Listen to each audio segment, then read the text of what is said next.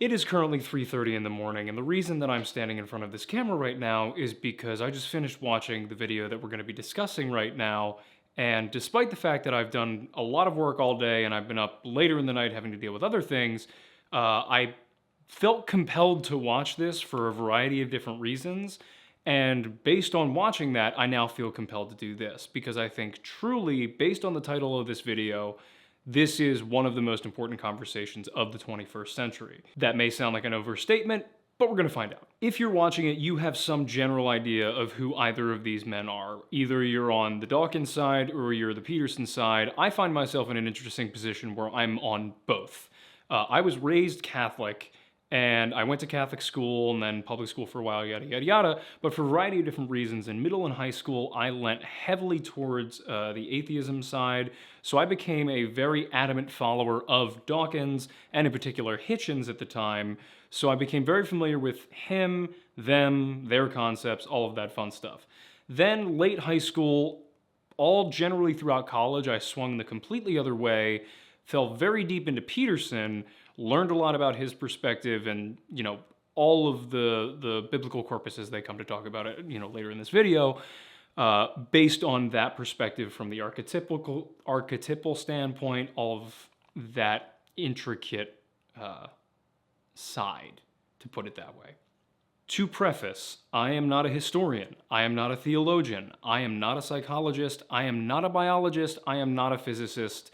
I'm not really any form of authority whatsoever to be able to give you any form of concrete information or knowledge in any of those specific fields beyond purely passive interest in them based on viewing a lot of this stuff and having made a couple of videos on this channel in particular in the past about some of these topics tangentially. However, I'm up at 3:30 in the morning because I felt that the conversation that was had here and the topics that were discussed were valuable enough to reflect upon, not just with myself, but with other people, and I'm hoping that you'd be willing to join me in that, as these two did with each other.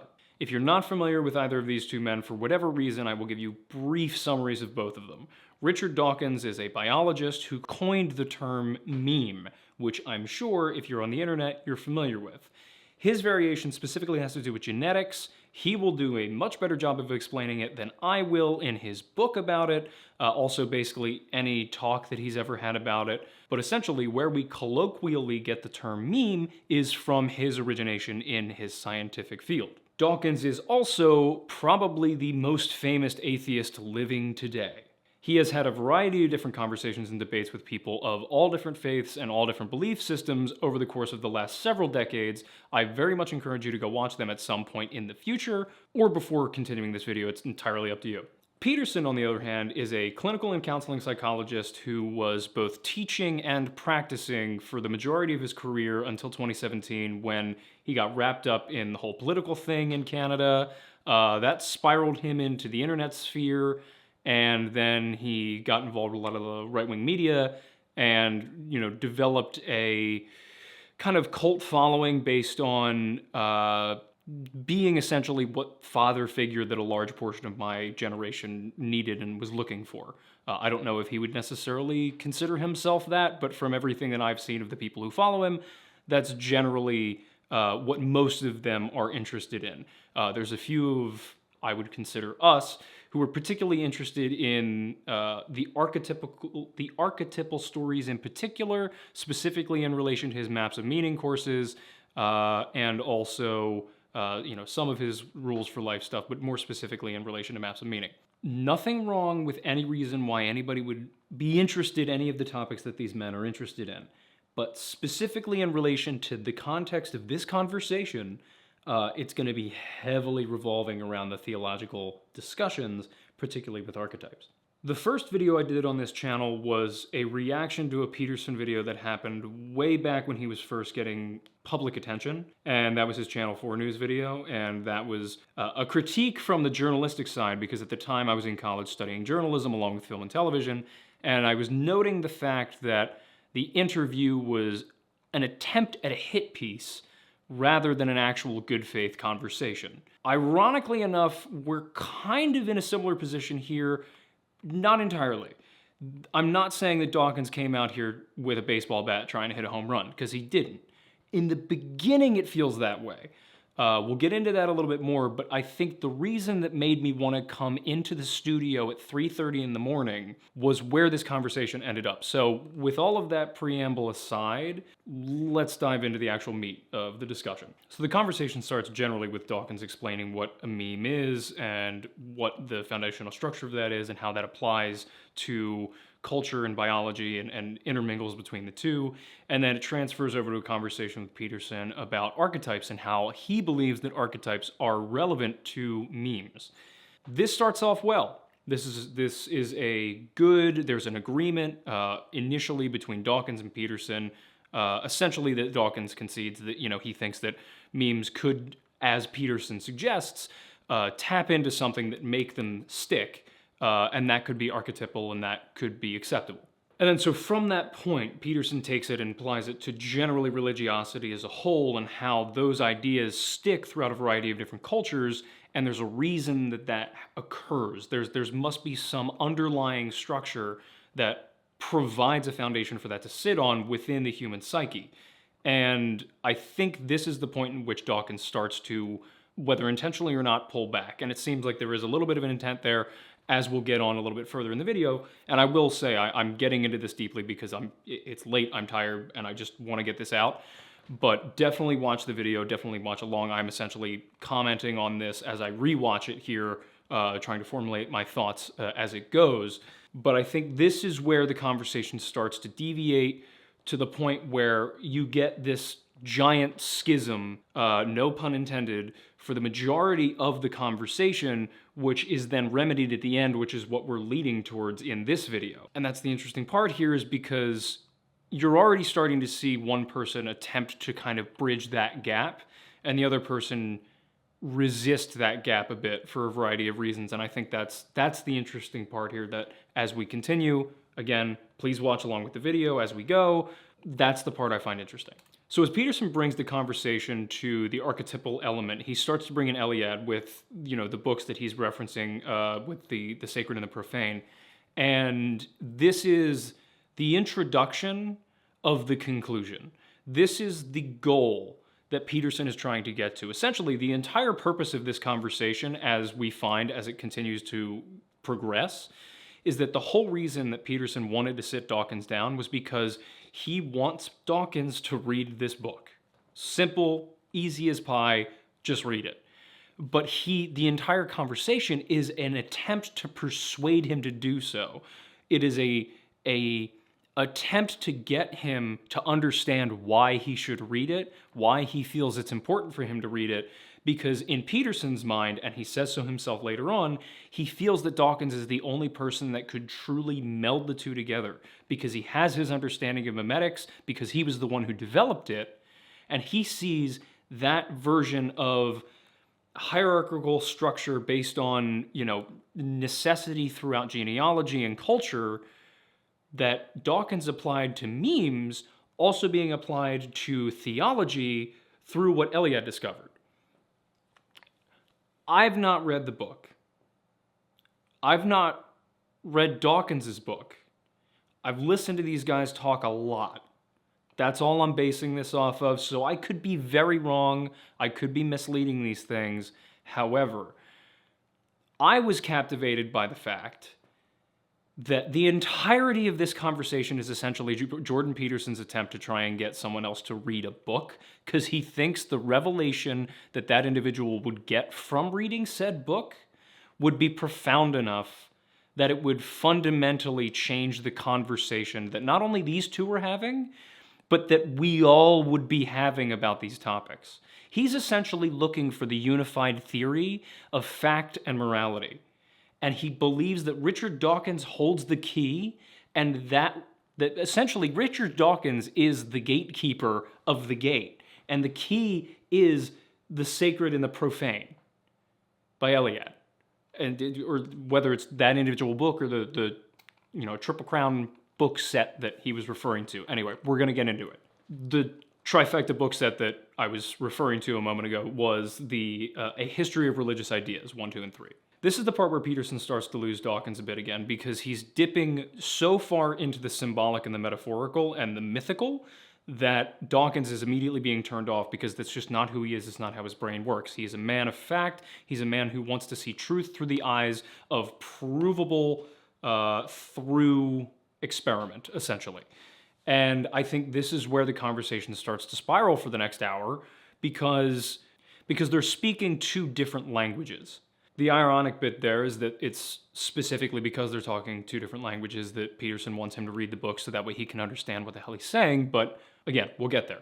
And again, we see Dawkins prove that point explicitly because he says that the idea of the gods competing with each other seems obvious to him and is not that interesting because obviously from the atheistic perspective, when you have a variety of different cultures growing independently of one another, they're generally going to develop some form of mythological structure of their imagination where the gods that they may or may not have created for themselves to manifest the ideas that they have in a higher plane to understand exactly what's happening on their level in a meta sense is going to essentially be self-evident.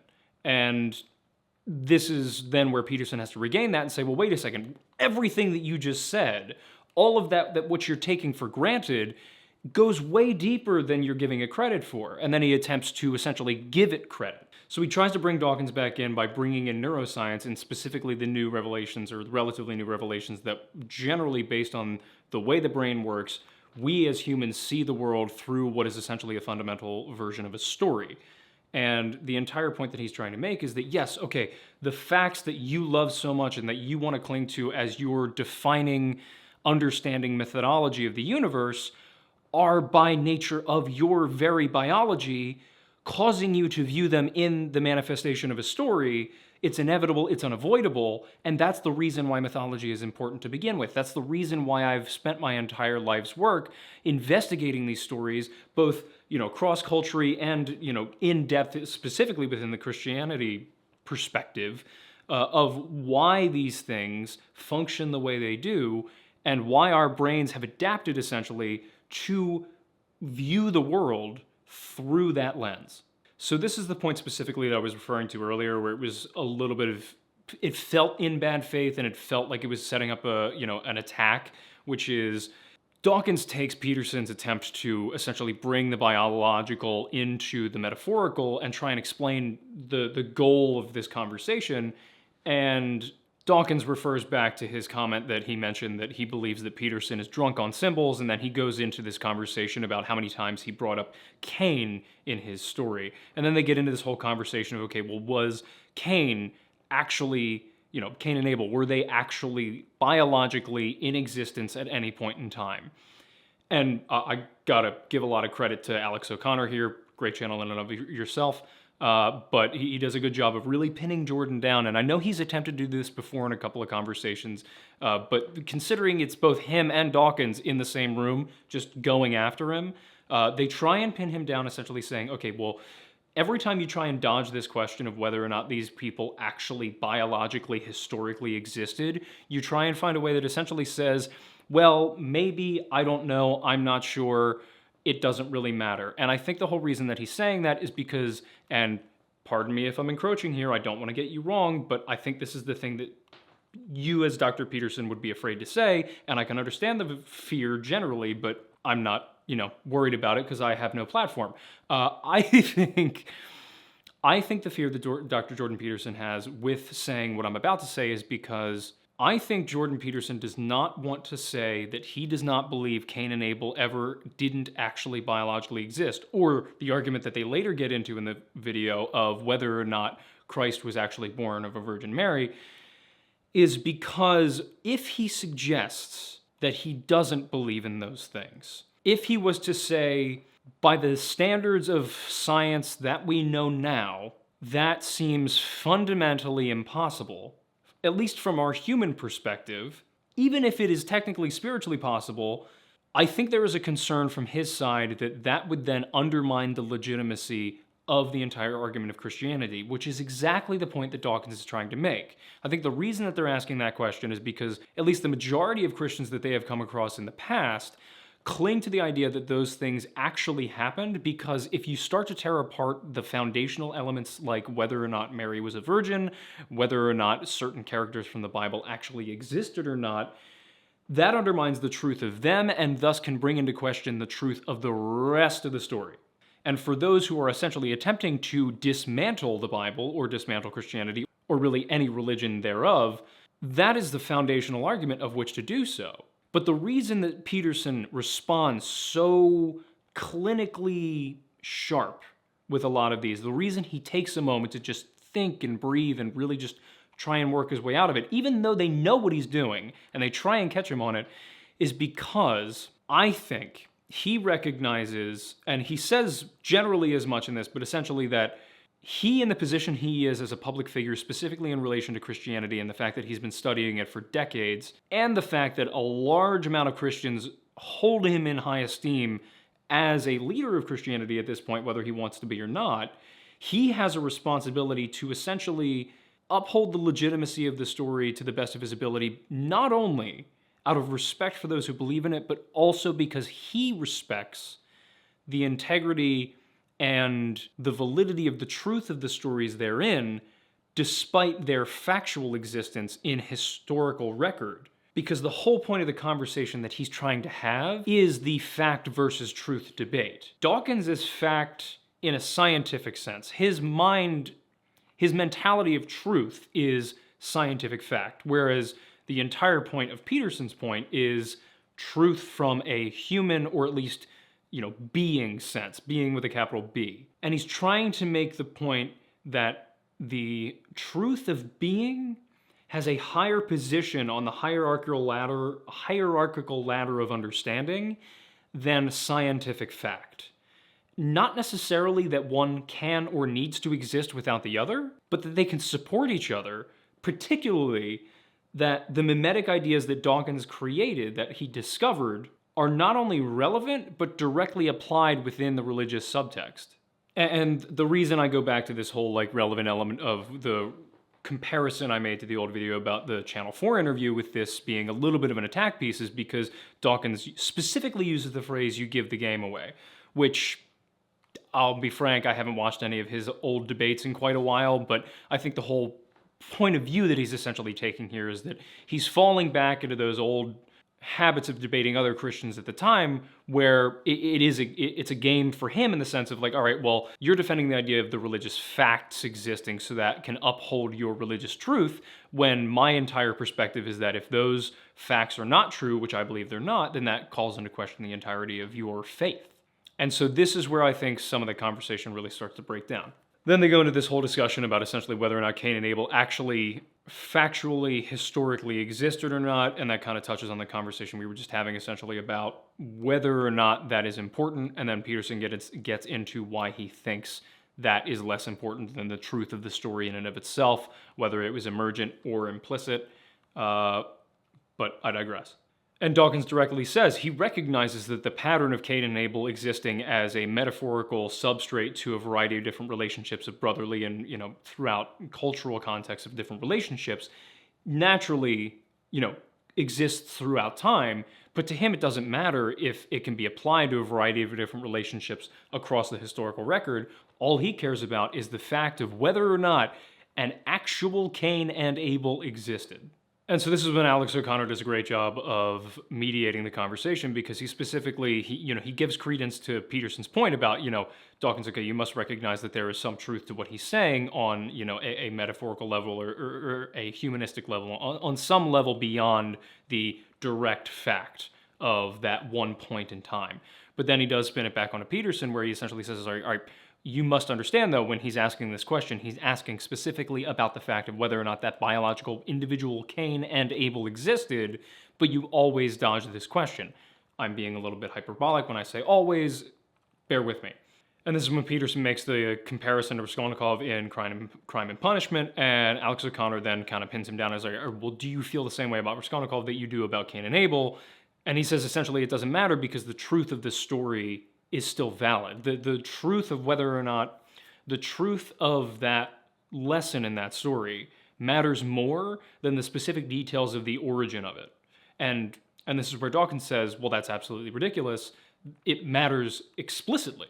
Then they get into a conversation about whether or not the legitimacy of the authorship of Genesis is profound enough to be genius. And then Peterson very carefully responds to it, essentially saying, he's like, were a variety of different... listen to him say it, because it'll be better than I can, but essentially he's distilling it down to say, I recognize that there was not one author, there were a variety of different authors that made a lot of contributions over a long span of time, and that in and of itself attributes itself to the hypothesis that the truth of the story itself is more important than the details of the underlying facts of it. And this is the first part where they start to inch a little bit more towards that common ground, because then Dawkins asks, so the story evolved, right? And Peterson responds saying, yes, like a meme. And then Dawkins says, interesting. This is one of the first times where he has said that, specifically in relation to any of the biblical stories. The reason why that's important is because both prior to this and after this, there are points in this conversation where Dawkins is fundamentally disinterested in the story in any symbolic or metaphorical sense, because he is very much interested in only the facts. However, here is the first example within the biblical scripture of a story that he then finds interesting based on the mimetic element of the symbolic metaphors. This is also when the fundamental element of the conversation of sacrifice comes into play, which will then be played upon later in the discussion. But Peterson specifically essentially is saying that sacrifice ends up being one of the foundational elements of human society being able to propagate in a, generally communally successful manner. Then they get into another hang-up essentially where Peterson says he doesn't think that it matters if it was divinely inspired or it emanated out of human culture, and this stumps Dawkins. He finds this shocking. And this is again where Peterson restates his hypothesis, where he essentially believes that fact and truth coincide, that scientific fact and symbolic metaphorical truth of being will unify together in essentially the unified theory of morality, ethics, and scientific data. And again, this is him trying to make the attempt directly to Dawkins, saying, this is why you're here, this is why I wanted you here, because I think that we have the opportunity as the science individual and the religious individual to be able to come together to create this mutual understanding. And the way that I want to do that is that you have such a baseline knowledge of everything that you have ever studied, and I think these books that I'm recommending in particular by Eliade are the key to you understanding everything that I've been studying. I think everything that I'm trying to communicate to you can be delineated down into those words within those texts, and that's what I'm trying to direct you towards. And this is a position in which Peterson is trying to make his case to Dawkins, but the thing that he is learning throughout the conversation as it happens is he has to meet Dawkins on his level. And when I say that, I don't necessarily mean in an intellectual level. I mean essentially in a scale and a subjective level. Because he's so, and this is the reason that Dawkins says he thinks he's drunk on symbols, is because Dawkins doesn't see the world that way. He doesn't even want to see the world that way. But what Peterson successfully does throughout the course of the conversation is he eventually figures out a way to take everything that he has spent decades working on and learning and finding a way to distill it into factual terminology in a way that is communicative to somebody who doesn't want to hear stories, which is so foreign to Peterson because that's how he has grown to understand how humans communicate. So the conversation is essentially an attempt to utilize all of what he has studied to get Dawkins to understand it. And the funniest part is that Dawkins isn't interested at first because he doesn't get the concept. He doesn't get the concept because he doesn't think there's a concept to get. His whole standpoint has been that these metaphors, these mythologies, are not a useful way to look at the world. Not only not useful, they're just not interesting. He does say at some points that there might be some benefits, they're just not interesting to him. They're not how he sees the world. They're not what he wants to spend his time in. But then Peterson later makes the argument that the reason that he can do that is because those underlying systems have been functioning so well that it has allowed him to not even have to think about it. As the conversation goes on, we get even more confirmation that Dawkins' interest level is really dictated on whether or not there is a level of specificity within scientific fact that you can get to through the information that you're trying to convey. He uses the quantum He uses the quantum level that Peterson brings up to essentially say that the predictions that you can make are scalable on a level that are so impressively finite that it is entirely inequivalent to anything that Peterson could even bring up in a mythological or symbolic or metaphorical or religious perspective. And again, this is just reinforcing essentially the fact that Dawkins sees the world in a scientific lens, specifically in relation to facts that can be proven or disproved. And again, another failure of Peterson being able to communicate to somebody who wants to see the world that way. However we get there. Then Peterson attempts to make an appeal to him when he refers to the quote that Dawkins had said at one point, that he refers to himself as a cultural Christian. And Peterson tries to essentially dissect that and essentially say, okay, well, you must have found something valuable within the culture of Christianity that you were able to say that of yourself. And Dawkins says, no, it's just because I grew up a Christian and I know a lot of it, so I can't escape it. I don't like it, but that's what I have. And all right, then we have to move to another form of communication. And then as a result of that, Peterson has to pivot yet again. So then they get into a discussion about the hierarchy of belief structures and being able to level different belief structures on top of one another in terms of their general value to society as a whole in relation to the pros and cons that they provide to the culture in a variety of different ways. And they both put Christianity above their example of Islam. And then so Peterson says, all right, well, you must be able to value different things in a hierarchical way, similar to that in a variety of different methods. And Dawkins essentially takes that and says, yes, but I don't derive any truth value out of it, specifically in relation to like the virgin birth or the crucifixion. He doesn't derive any truth value out of these things that he deems must be factually, from a scientific basis, false. Then Peterson pivots the conversation about whether or not there is any value in fictitious truths, and Dawkins says no, because essentially that's not the stuff that gets us to the moon. And then Alex brings it back, understandably, to the virgin birth argument, and Dawkins then joins him in essentially attempting to pin him down yet again about the factual reality of the virgin birth. So with the attempt to pin him down essentially on this factual element of the virgin birth and a variety of different other elements of these things, throughout the next portion of the conversation, Peterson essentially says, I don't value this line of thinking. I can understand where you're coming from. I get it. I get the point you're trying to make, but I think it's besides the point because I don't see how a factual argument could be made for morality to exist in a society in which there's a large variety of reasons why I as an individual would benefit from not following that. And he essentially makes the case in a variety of different ways that the entire reason that these stories through which we have discovered, that is how the brain is developed to see the world, we then utilize these stories to create a structure to allow society to function in its most efficient way for individuals and the society as a whole alike in the best way that we have found. And the issue at this point of the conversation is that for Dawkins, to him it doesn't matter, because to him, if the underlying facts of the truth do not hold up to scrutiny, then it destroys the entire argument. And in response, Peterson also acknowledges the fact that through a variety of different understandings within different scientific fields, that we have generally gotten an understanding in the last 60 years that we cannot derive essentially an ought from an is. We can't derive a moral argument and a justification for morality through fact alone. I personally can't make that claim. I'm essentially, again, a lot of this is regurgitation of what they're saying and me attempting to understand it by communicating it to you.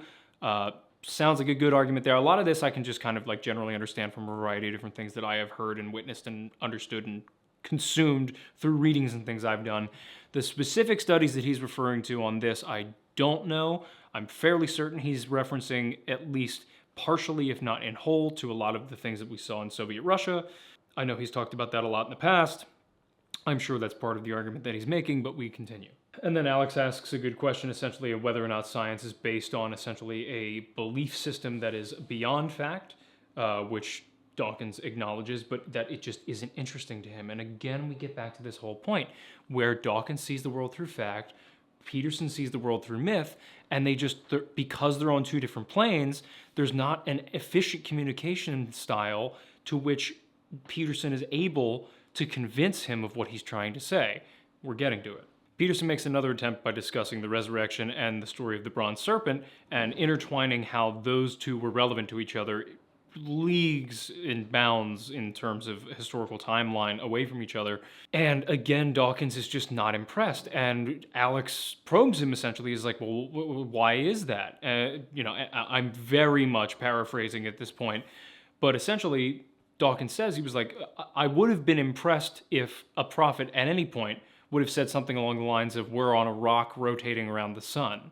So essentially, for him, he's giving a blatant example of the fact that for him, a cultural truth through story is not interesting, but a factual element through historical prophetic deliverance would have been of value, would have shown some level of divinity being relevant to the cultural zeitgeist of the time within the relevancy of Christianity or whatever religion that may or may not have happened to emerge from or be inhabited within.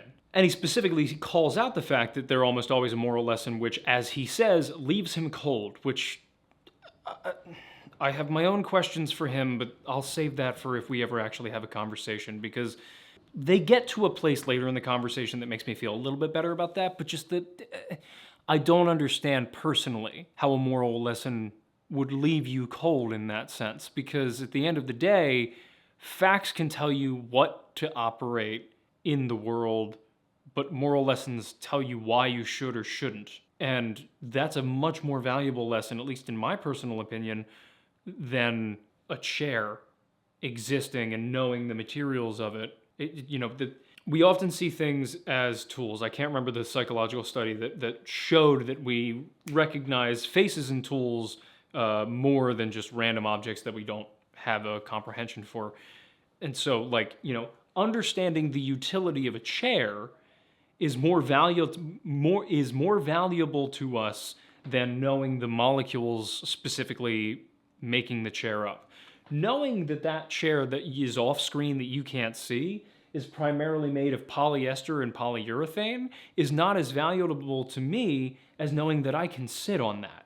And I think that's the entire point of the fact versus myth argument, specifically in relation to morality. They just have different opinions on what's important. Dawkins thinks it's more important to understand what the chair is made of. Peterson thinks it's more important to understand what you use the chair for. And then Alex asks that specific question, well, for those people who only see the world scientifically, why is there nothing in the Bible for them? And Peterson retorts with the fact that the element of sacrifice being crucial to the survival of a culture, he believes is a vital scientific factual hypothesis. And then he goes on to support that. So Peterson then goes to make his argument again about why sacrifice is important and how that essentially functions as a scientific hypothesis based on fact, but also has a morality, but also has a moral truth underpinning it that is then codified within religious texts. And then Alex makes the retorting comment that essentially from what he's seeing is that, when Peterson says that it doesn't matter whether these things emerge from humanity or they are brought down upon by a divinity, the disconnect for people like Dawkins is that, something that emerges that elevates the mundane up into the level of divinity for somebody like Peterson, for people like Dawkins, it really just brings the level of divinity down into the mundane. And then so Peterson essentially has to make a response to that. Peterson essentially doubles down on the fact that he thinks that either of the options would be valid, and Dawkins doubles down on the fact that he believes that they wouldn't, that he rejects the idea of a divinity, specifically though is very interested in the idea that things like this, these ideas that culturally are significant and have been helpful to humanity, emerged through a variety of, specifically, as he said, different manuscripts throughout time that have evolved with people. To him, he considers that to be a very interesting topic that he wants to explore more. And with this, Peterson goes directly back to Eliade, specifically calling to him again, essentially saying, please read these, because I think through these texts, you would find exactly what you're looking for. And then Peterson essentially says, I want you to study these books because I think the analogies within them to the biblical corpus are directly applicable to the mimetic discoveries that you found within biology.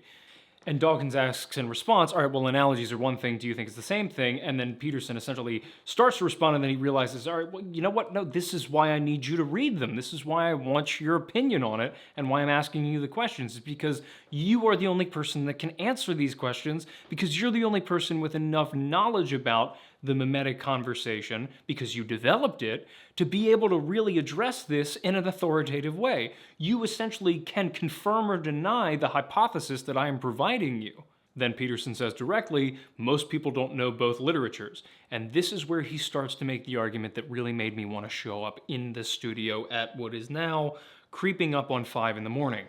Peterson seems to be at a point where he is viewing this scenario as an opportunity to be able to unify these two theories of thought. One based on mythology and symbolism supporting truth through biblical stories, the other basing science and fact supporting the reality that we live in. This is the moment where I felt like essentially I was watching Abraham at the gates of Sodom and Gomorrah pleading with God to just spare the city behind him. And in this scenario, and forgive me if it's a little too metaphorical or on the nose for exactly what's happening in this video, but this is Peterson pleading with Dawkins to just essentially, please look at these things I found. It's like the student talking to the teacher to please read the essay that he wrote on something that is totally, on the other side of the spectrum from what the professor's teaching. Peterson is attempting to try and bring the scientific, fact-based, atheistic viewpoint of the universe together with the mythological, symbolic, and truth-seeking viewpoint of the Christian tradition together to create one unified view of history. And not only just history, but truth in being, through what he sees as a narrative structure that exists both symbolically in these stories and through memes in genetics that seem to have the same structure based on the way he is seeing things.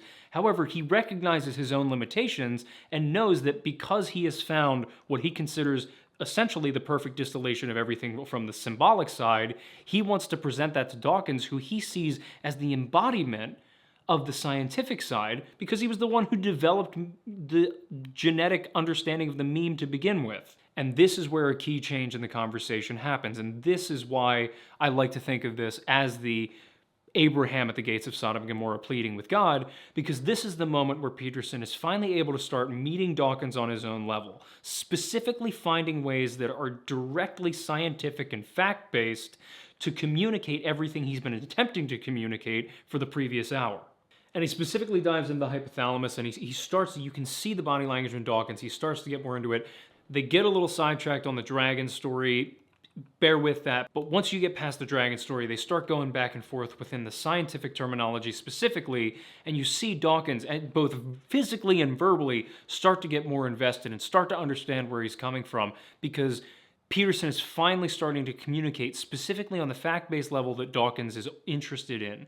And he gets him. And he gets him to be willing to bring himself over to the other side a little bit, to lend his ear a little bit more compassionately to how these things might actually be involved with one another. And it's all like, it's not funny, but it's wild to see, because I mean, obviously, knowing the variety of different ways that these two communicate, you see Peterson get so animated, and it's like, coming from a storytelling background, having studied film in college and being of that world, and obviously being relevant to Peterson and his teachings as well, is like, you see Peterson, he's starting to get emotional, his eyes are getting a little bit watery, and it's like he's in the dark night of the soul.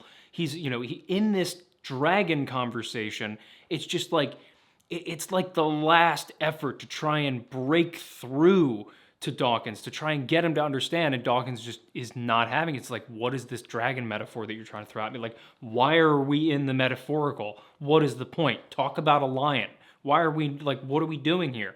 And it's borderline breaking Peterson down, because he's like, you can see him struggling to find a way just to figure out what he's thinking and how to bring it in a way that's going to be even remotely interesting or digestible for Dawkins, because Dawkins just doesn't want to see the world that way.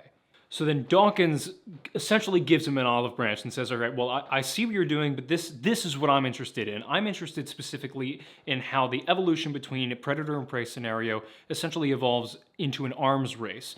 not everything that you're talking about mythology with these dragons, specifically the biological mechanisms with which these two species, or types of organisms, or at least types of forms of organisms in terms of predator and prey change.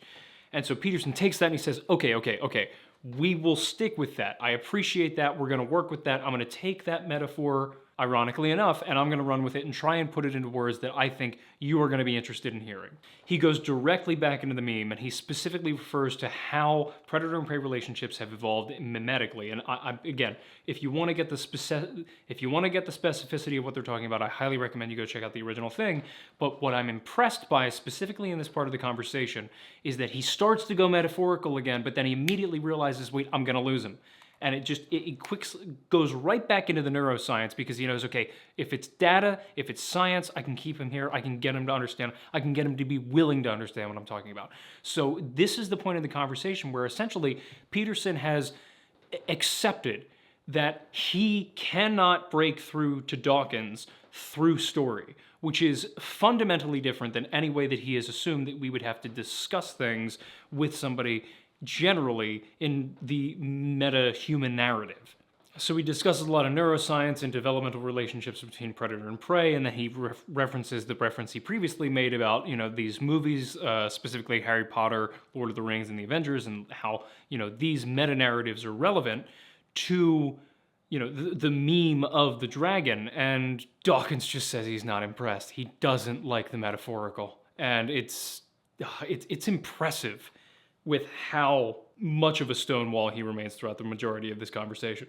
And at this point, he essentially transitions to just directly saying exactly why he wanted to do this conversation, because he literally says to Dawkins' face that he was in a position where he thought, man, I really wish I could get Dr. Dawkins to be able to read Eliad's work, because it is exactly, from what I understand of your hypothesis of the meme, exactly what you were talking about in a mythological and symbolic sense about truth. And he specifically says he thinks it's the logical extension of his own research, and the problem is that nobody else other than Dawkins knows his research well enough to be able to confirm or deny that, and which is why he just wants him so badly to look at it. As a result of where this conversation ends up going, Dr. Peterson asks Dawkins specifically what it was about the idea of the meme that got him interested in it. And Dawkins says essentially that he was interested in replication specifically with genetics, and then he thought, well, wait a second, what if there was a form of replication that was not specifically related to DNA genetics-wise? And his idea of the meme was essentially it was a form of replication that happens culturally in the mind, like a mind virus, essentially. And then it replicated throughout the culture as it infected mind to mind, essentially. So like the example they used earlier in the video is a backwards baseball hat. That was not a thing, and then at some point somebody did it, and then it was copied, and then culturally it became a meme. It was a mind virus, essentially, that infected a bunch of other people. Now, granted, it's not a detrimental virus. It really makes no effect on your life about, whether or not maybe you show up to a job interview with your hat on backwards and you don't get the job. And then Peterson, a last-ditch attempt, essentially. What about the longevity of the idea? Dawkins says yes. All right, what about the motivational grip of the idea? Dawkins says yes. And then we get directly back to the beginning of the conversation, where Dawkins again says that he would concede that an archetype might be a way that a meme could spread more efficiently throughout a culture.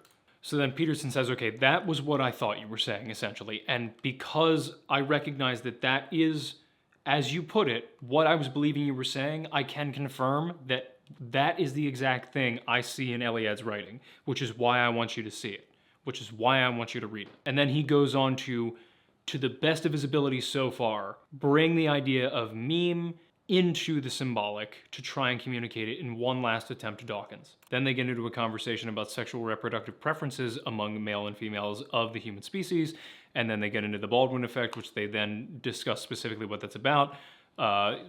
Peterson starts to get a little too metaphorical, so Dawkins brings him back, but you can see he's a lot more engaged, he's leaning forward more, he's interested in what he's saying because he's keeping it generally relatively consistent within the area of scientific fact, leaving it in the space where Dawkins has the ability to actually be engaged in the conversation. And Dawkins explains the Baldwin effect as being a genetic assimilation of a cultural idea, or essentially a meme. And this is the moment that I think we are finally at a position where Dawkins is willing to accept this conversation as being a conversation rather than a debate. After defining the Baldwin effect, Peterson says that that is exactly what he believes Jungian archetypes to be. And then Dawkins is like, wait a second, that's interesting. Not only does he call it interesting, he calls it fascinating at the idea that Jungian archetypes may have been genetically assimilated via the Baldwin effect based on essentially a mimetic version of the mythologies in existence through the archetypical structure of truth in stories. Now granted, that is not exactly what is specifically said between the two of them in that exact moment, but this is the climax of the conversation, because this is the point where Peterson has finally gotten Dawkins to a position where he is willing to accept the possibility of the truth of story within the scientific literature, within the scientific understanding of his worldview. And then they start to have a back and forth where they're actually starting to engage with each other to a point where they're starting to bring different ideas to the conversation to kind of support the conversation. Peterson is finding new ways to essentially convey what he's been trying to convey the whole time.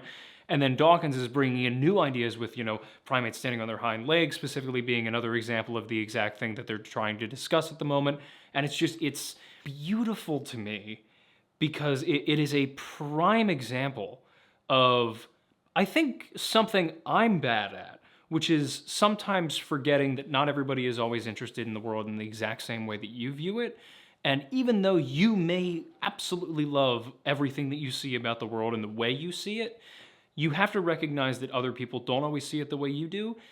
And the key is that if you feel you have something important that you have to say, you have to recognize, how is this person that I'm speaking to right now going to hear this? Are they going to be interested in hearing what I have to say? Because at the end of the day, it doesn't matter if you think you have something to say.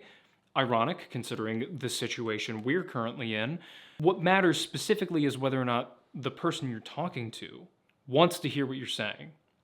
And sometimes, whether or not they want to hear what you're saying isn't what you're saying, it's how you're saying it.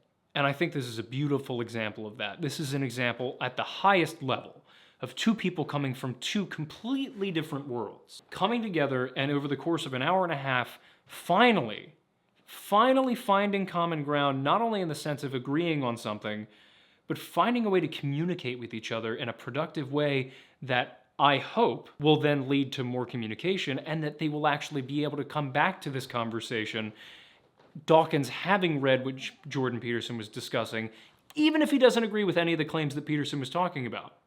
The key would be that they were able to get each other to a mutual position of respect and desire to continue a conversation about something that initially they both essentially were on opposing sides of. I think this is a prime example of what we're missing currently. And I think there's a lot of reasons that are coming to me right now at 4:30 in the morning as to why I feel this is such an important conversation and why I decided at this time of night to come over and record this video. And I think the thing that I'm coming to realize is that because we live in a very divided world, and I grew up watching atheist and Christian debates, and I grew up listening to right and left-wing debates, and you can agree and disagree with both sides at a variety of different times, but at the end of the day, the biggest issue with a lot of those debates is that most of the people weren't trying to come to an understanding between each other. They weren't trying to be productive for the most part. They were trying to get in jabs, have fun, make fun of the other person, and win. And it was so refreshing seeing two people who have been involved in a variety of those different types of debates, for better or for worse, come into a conversation where even though one was carrying it a little bit more, which, in terms of trying to find common ground, which it happens, but I think it was due to the fact that Dawkins has been doing this a lot longer. He's got a lot more of a defense up in terms of what exactly he's trying to get across. It was great to see the effort that Peterson was putting in to try and get to a place of common ground, and eventually being able to find the right language to use to get through to Dawkins to get him to understand exactly what he was trying to get at the entire time. And the fact that they were able to get to a position at the end of the conversation, and I'm only using the conversation that they put publicly on YouTube because I think that's what most people are going to see, but the fact that they were both able to get to a position where they were mutually excited about what they were discussing, and to a point which it seems like they are going to continue the conversation, it's so rewarding and relieving and heartwarming, honestly, in the time that we live in now that feels so incredibly divisive. And I just, The two things I hope for it are, one, that Dawkins does read the books and that they can have a second conversation where they're able to fully discuss the things that they were attempting to discuss here. And two, that everybody who watches this video, not mine, theirs, they can then take the lesson, the meta lesson of the video, that sometimes the point of a conversation shouldn't be to win. Preferably, the goal of every conversation shouldn't be to win. It should be to find a way to understand each other and to help promote that with other people, because that's what life's all about. At the end of the day, this video was very off the cuff, and obviously this video was very off the cuff considering I started it saying it's 3 o'clock in the morning, and I literally just watched this video like a couple hours ago, and I'm rewatching it now to be able to, have this conversation with you, even if it's a little one-sided. Sorry about that. But I'd been meaning to put something on this channel for a while, and I don't know how much of what I said is actually going to end up making it into the final cut, because a lot of what I did was extremely repetitive, and it's probably going to pare down to a lot shorter than what the recording time actually was for all of this. But this is just one of those things where you get the motivation to do it, and despite the fact that I am extremely tired and I want to go to bed right now, I didn't want to let that motivation go by. Because it's so easy to let that happen, and I've done that so many times, and I need to stop letting myself do that. And so, at the end of the day, this was me getting excited about a really good conversation that I really hope that more people get to really digest and watch multiple times, because now I've technically watched it 3 in one night. But I want to see more conversations like this in the world, and I guess I would hope that I could get an opportunity to be a part of them at some point. There's a lot of things I need to do, and there's a lot of things I need to learn before I could ever get a seat at a table like the one I'm commenting about right now. But at the end of the day, it's okay. We all got to start somewhere. And I think at the very least, being in a position where you can recognize when a few people do something great and attempting to learn from it, emulate it, and promote it, well, I think that's a pretty decent place to start. But you tell me. Thank you for stopping by. I appreciate you coming around. If this video was just a bunch of me rambling, feel free to make fun of me in the comments. I respect it because people need to learn from their mistakes, and I'm happy to make some on this channel because I'm sure I will. I have no idea how frequently I'm going to post on here, if any consistency is to occur at all, considering I have a variety of other YouTube channels that I'm in the middle of helping promote, create things for, design, and run. But I would like to be able to utilize this channel as an outlet, essentially, for me for things like this. I've considered doing essentially book reports on a variety of different things, such as philosophers and other interesting books that I find worthwhile. It essentially just gives me an excuse to monetize the books that I'm already reading anyway, and also a method in which I can document the things I learn from it, because unfortunately for me, growing up with brain rot and TikTok and plenty of ADHD as a result of that, despite having read a decent number of books at this point that I have found really enjoyable, the lessons and all of the details of them do not necessarily stick as much as I would like them to. So the idea of potentially making videos like this to force myself to learn what is in those books rather than just read them and forget them, I think could be beneficial for me overall. And the hope would essentially be that, if it's beneficial for me and I'm sharing it with people, hopefully it's beneficial for somebody else. There's only one way to find out. Anyway, thank you so much for stopping by, and I hope to see you the next time.